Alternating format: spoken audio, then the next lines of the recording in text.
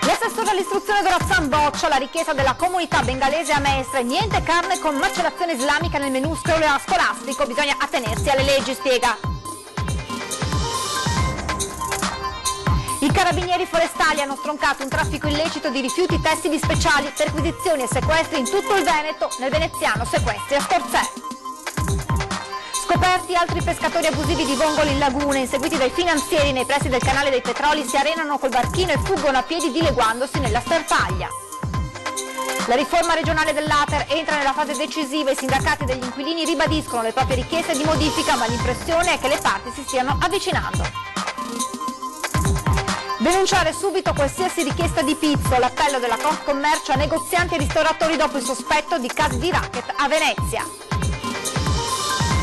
Grazie al voto della Commissione Finanze del Senato si avvia verso una conclusione l'odissea delle 200 famiglie di Sottomarina che rischiavano di perdere la casa per una complessa vicenda burocratica. Enjoy Respect entra nelle scuole medie e superiori per sensibilizzare le nuove generazioni al rispetto della città. Le loro idee faranno parte di una campagna mondiale. Edizione veneziana dei telegiornali di Antenna 3, buonasera e ben ritrovati. E dunque continua il dibattito nel veneziano sulla carne halal da inserire nel menù scolastico. L'assessore regionale all'istruzione Donazzan interviene: bisogna attenersi, dice, alle leggi italiane ed europee.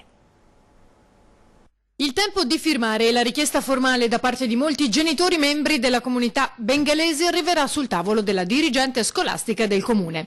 La richiesta che da giorni sta scatenando polemiche, quella di inserire nel menù scolastico la carne halal, quella macellata secondo il rituale ritenuto lecito dal Corano. Dalla parte del comune la vicenda sembra già risolta. C'è ampia possibilità di scelta per i 5 pasti settimanali, ha dichiarato l'assessore alle politiche educative Paolo Romor. L'integrazione, ha concluso, passa anche attraverso il mangiare insieme fin da piccoli. Stessa posizione condivisa dalla regione.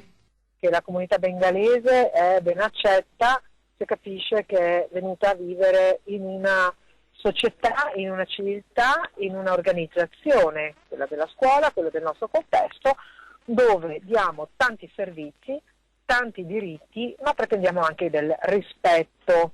Il rispetto vuol dire che i loro figli possono mangiare qualcosa di alternativo che nelle tabelle nutrizionali è previsto, possono mangiare altro, possono stare a casa. Dal canto suo il portavoce della comunità bengalese dichiara: non siamo più ospiti di questo paese, ma abitanti che vivono e lavorano qui da anni e come tali abbiamo il diritto di chiedere. Ma esistono dei criteri ben precisi. Io la considero una provocazione, questo che rende la cosa fastidiosa, perché credo che la scuola italiana abbia dimostrato tutta la volontà di dare le giuste risposte alle sensibilità diverse, anche di tipo religioso. Forse abbiamo esagerato a dare troppa disponibilità, perché chi viene a vivere qui deve rispettare queste regole, ancorché io pensi che la macellazione di quel genere dovrebbe essere proprio vietata in generale, perché si tratta di una pratica brutale per quanto riguarda proprio la gestione degli animali e francamente se volevano continuare con le loro tradizioni potevano rimanere a vivere nel paese di origine. Hanno deciso di venire in Italia e in Europa, si adeguino alle leggi italiane ed europee. Donazzan poi aggiunge: da quello che vedo da questo governo è disposto a cedere, in particolare questo governo, ma devo dire non solo questo, una certa politica, soprattutto di sinistra,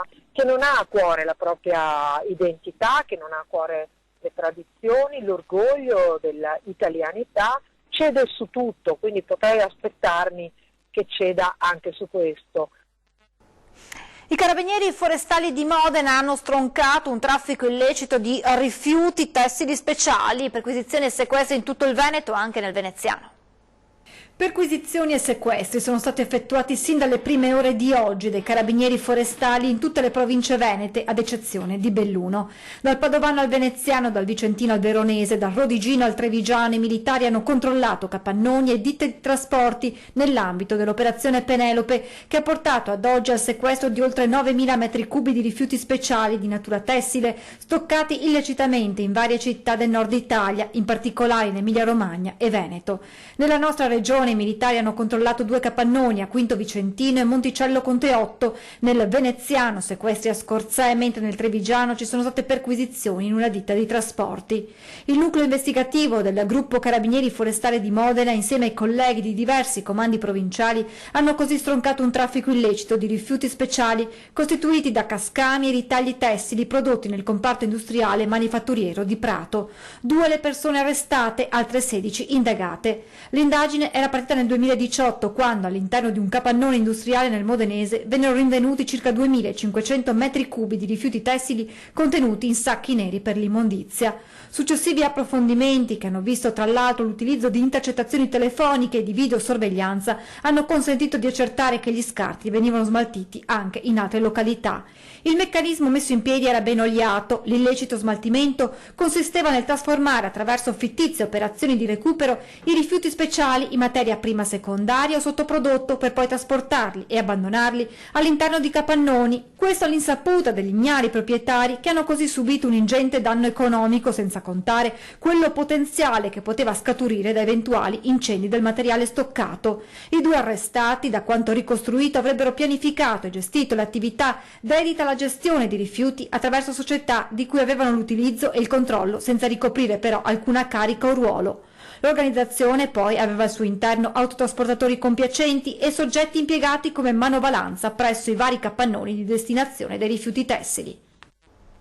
Altri pescatori abusivi di vongole sono stati scoperti, questa volta non dai carabinieri ma dai finanzieri del reparto aeronavale di Venezia, che nei pressi del canale dei Petroli hanno avvistato il barchino sospetto e si sono avvicinati per effettuare le verifiche del caso, ma i pescatori abusivi erano pronti per la fuga. Sono corsi via a gran velocità puntando un grosso faro contro la barca della Guardia di Finanza nel tentativo di accecarli. Il barchino si è diretto in zona di acqua più bassa fino ad arenarsi. A quel punto gli occupanti sono scesi dal natante e sono fuggiti a piedi dileguandosi nella sterpaglia. I militari hanno atteso l'alta marea per recuperare il barchino e con esso tutta l'attrezzatura e gli oggetti personali che erano stati abbandonati. Il materiale è ora a disposizione dell'autorità giudiziaria, che cercherà di identificare i fuggitivi. Voltiamo pagina, la riforma regionale dell'Ater entra nella sua fase decisiva. I sindacati degli inquilini ribadiscono le loro richieste di modifica, ma quello che emerge, l'impressione che si ha, è che le parti si stiano avvicinando.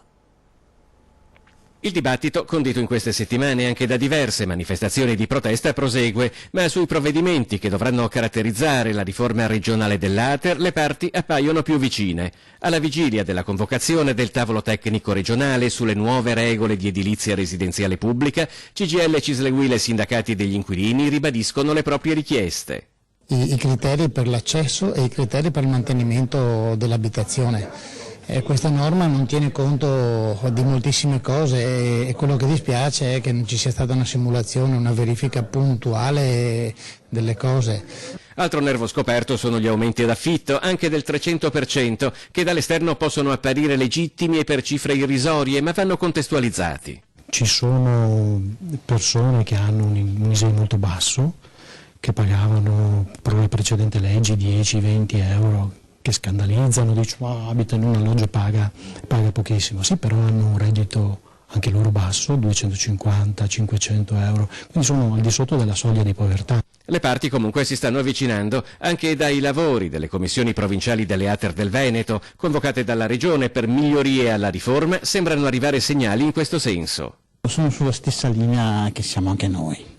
Anche loro dicono che bisogna elevare questi limiti dell'ISEE. Ci sono le situazioni degli invalidi, ricordo, anche loro dicono che i valori OMI, così come sono stati individuati, non è il massimo dell'equità. Lanzarin ha dato disponibilità e io sono sempre ottimista di natura, per cui quando qualcuno dà disponibilità io ci credo. Punto di disaccordo rimane invece l'assenza di stanziamenti all'edilizia pubblica nel bilancio regionale 2020-2022 e quei 4.000 appartamenti sfitti che tra Ater e comuni sono in attesa di recupero. Alla Regione chiediamo iniziare una programmazione anche graduale con le risorse necessarie e adeguate per incrementare l'offerta di edilizia residenziale pubblica, perché questa vicenda ha rimesso al centro il grande scarto che c'è fra quello che è una domanda crescente, sempre più crescente, e quella che è l'offerta. Dopo le spaccate in centro a Venezia è cresciuto il sospetto che in città possa essere attivo un racket che colpisce negozi e locali. Al momento non ci sono denunce, ma le associazioni di categoria invitano a non abbassare la guardia e nel caso a denunciare. Non ci sono denunce per pizzo a Venezia, ma qualche sospetto sì, magari dopo la serie di colpi in pieno centro delle ultime settimane. Il presidente dell'Ascom Venezia, Roberto Magliocco, ha raccontato per esempio di aver ricevuto da alcuni associati segnalazioni di qualcuno che lo avrebbe chiesto. Le forze dell'ordine indagano invece per usura, ma che un tessuto ricco di negozi, bar e ristoranti come Venezia possa diventare terreno di racket non lo esclude nessuno. Il contesto veneziano può essere sicuramente appetibile proprio per la molteplicità di attività economiche e anche importanti, di attività turistiche. È chiaro che per noi oggi non esiste comunque dal nostro osservatorio questa situazione. Sono d'accordo col Presidente Magliocco di Venezia che è necessario che qualsiasi situazione emerga venga subito denunciata, perché bisogna togliere quel contesto che sarebbe dato dal silenzio, dall'omertà, che permette lo sviluppo di situazioni di questo tipo. Le inchieste di quest'ultimo anno hanno rivelato con decine di arresti una massiccia infiltrazione della criminalità organizzata in Veneto e nella provincia di Venezia. Un precedente poco rassicurante per gli scettici che credono certe cose accadano solo in certe regioni d'Italia. Alla Confcommercio sono molto attenti anche al rischio usura in cui potrebbe cadere, ed è caduto, chi per vari motivi ha difficoltà di accesso al credito, così come viene ribadito l'invito a non arrendersi ad una richiesta di pizzo. Avvisare subito, se non ha il coraggio di andare subito dalle autorità, cosa che sarebbe la prima cosa da fare, ma comunque andare nell'organizzazione, le nostre organizzazioni che sono presenti in maniera capillare in tutto il territorio regionale, e denunciare questa situazione, perché possiamo noi attivare azioni e anche della pubblica di sicurezza, avvisarli, essere a fianco dell'operatore in modo da evitare anche situazioni difficili della persona. Ieri sera 20:10 ospite il presidente dell'autorità portuale di Venezia Pino Musolino, che ha detto la sua anche sul referendum per la separazione tra Venezia e Mestre. Io credo che a una parte sicuramente dei cittadini del centro storico di Venezia la risposta al volere il referendum è più che altro una specie di risposta alla Brexit, cioè non mi hai più ascoltato con le buone, mi sento poco ascoltato e te le dico con le cattive, magari pensando un pugno sul tavolo, ma non credo quasi nessuno voglia effettivamente la separazione, vuole avere livelli di governo vicini ai problemi che ha e vuole sentirsi ascoltato. Io credo che uniti e grandi sia assolutamente necessario sui temi grandi, ma sia anche necessario trattare situazioni diverse con misure diverse. Il centro storico ha dei problemi, la Mestre Centro ne ha altri, Marghera ne ha altri, non c'è un'unica taglia, non so come dirlo, non c'è un unico vestito, però dovrebbe esserci un'unica casa. È il momento di fermarci per una brevissima pausa pubblicitaria, tra poco.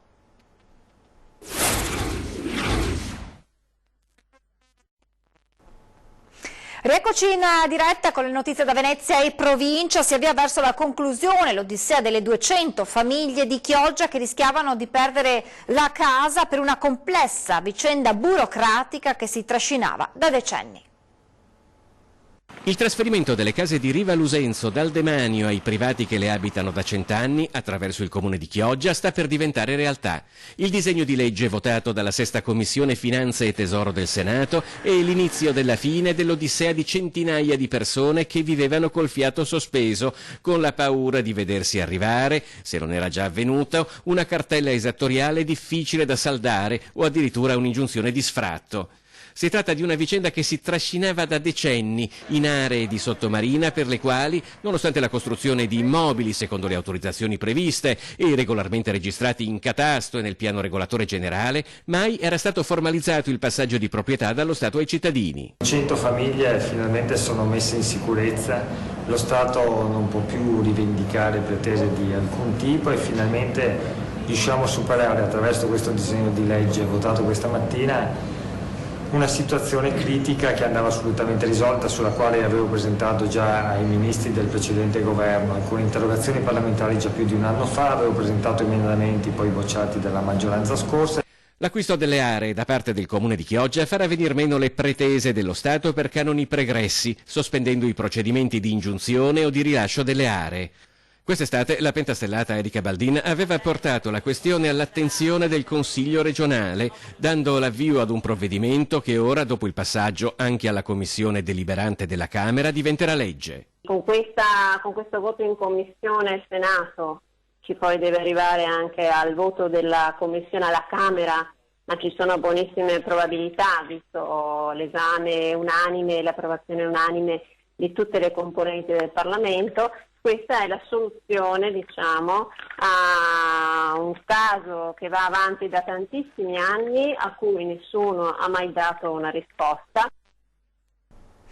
Positivo il bilancio dell'Associazione Veneziana Albergatori per la stagione turistica 2019 che volge ormai al termine. Appello ai turisti a venire a visitare la città anche in periodi come questo di maggiore tranquillità, dove si può pernottare con tariffe anche molto convenienti. Preoccupazioni invece per il 2020 e per gli effetti che le elezioni presidenziali in America potranno avere sulla clientela di oltreoceano. Se dobbiamo trarre un bilancio del 2019 possiamo dire che è stato abbastanza allineato il 2018 in termini di fatturato. Quindi ci collochiamo anche quest'anno a una media complessiva fino ad oggi di un 85% di livello occupazionale, con purtroppo una leggera flessione in termini di fatturato. Commenta così il vice direttore dell'Associazione Veneziana Albergatori Daniele Minotto l'andamento della stagione turistica 2019 che per Venezia, Lido e Mestre si avvia verso la conclusione. Come sempre la parte del Leone la fa il centro storico con dei numeri interessanti che nei momenti di massima intensità siamo arrivati anche al sold out, cioè la quasi totalità dell'occupazione. In crescita il Lido. Più 3% di presenze proprio dovute a un allungamento della stagione e quindi si va a collocare per il periodo di apertura, essendo una località stagionale, nei momenti di massimo sicuramente verso l'80-85%. Gli albergatori lanciano un invito ai turisti. Questi qui sono i mesi che inizia un pochino di tranquillità anche nella città, che è uno dei momenti più belli anche per visitarla, e quindi invitiamo tutti quanti a venire a Venezia in questo periodo dell'anno che è meno affollato. Perciò gli operatori puntano molto sugli eventi per il 2020. Gli eventi si stanno rivelando sempre più un'attrattiva qualitativa di turismo di una certa levatura che permette di migliorare l'offerta e quindi anche la frequentazione nella città, e anche un incremento per quanto riguarda il fatturato delle nostre aziende. Enjoy Respect entra nelle scuole medie e superiori, l'obiettivo è sensibilizzare le nuove generazioni al rispetto della loro città. Le loro idee faranno parte di una nuova campagna mondiale.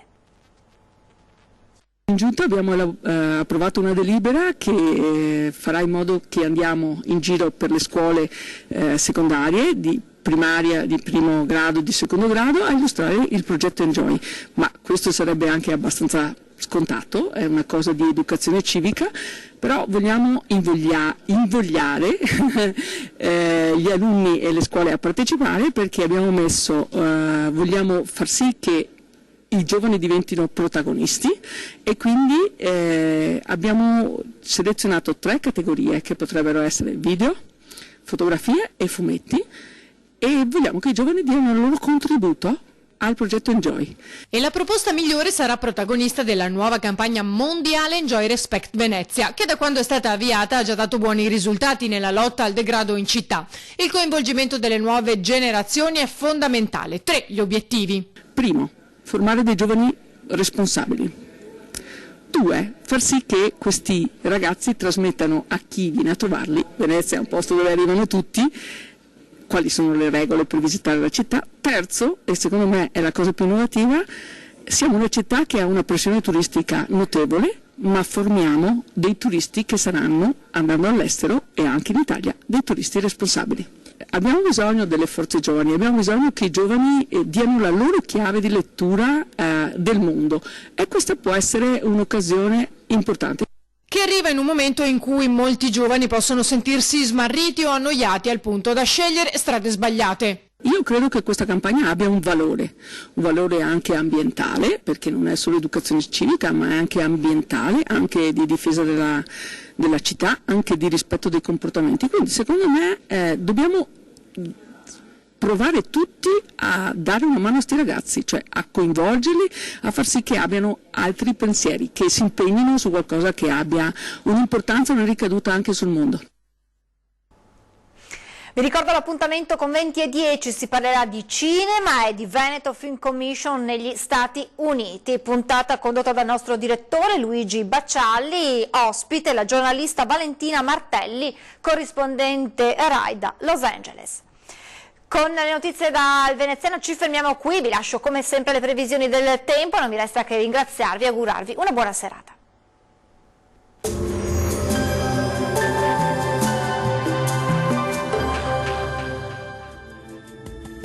Bentrovati al meteo. Quella di venerdì 4 ottobre sarà una giornata grigia e non si esclude qualche piovasco. Vediamo nel dettaglio cosa ci dice la previsione. Sul Veneto sarà più soleggiato al mattino, ma col passare delle ore la nuvolosità sarà in aumento. Il cielo risulterà coperto un po' dappertutto e sarà possibile anche qualche isolato e debole fenomeno sul Bellunese. Clima decisamente autunnale con temperature minime tra 5 e 13 gradi, massime comprese invece tra 14 e 18 gradi. Ci spostiamo ora sul Friuli Venezia Giulia, dove il cielo anche qui sarà via via più nuvoloso nella seconda parte della giornata, anche con qualche pioggia di debole intensità e a carattere sparso. Temperature minime tra 7 e 12 gradi. I valori massimi invece saranno compresi tra i 16 e i 17 gradi. Situazione sostanzialmente identica sul Trentino Alto Adige, con molte nubi ovunque e anche con isolati acquazzoni, specie sui settori di confine. Temperature minime sui 7 gradi, massime sui 16 gradi circa. Bene, dal meteo di Antenna 3 per ora è tutto, vi do appuntamento al prossimo aggiornamento, arrivederci.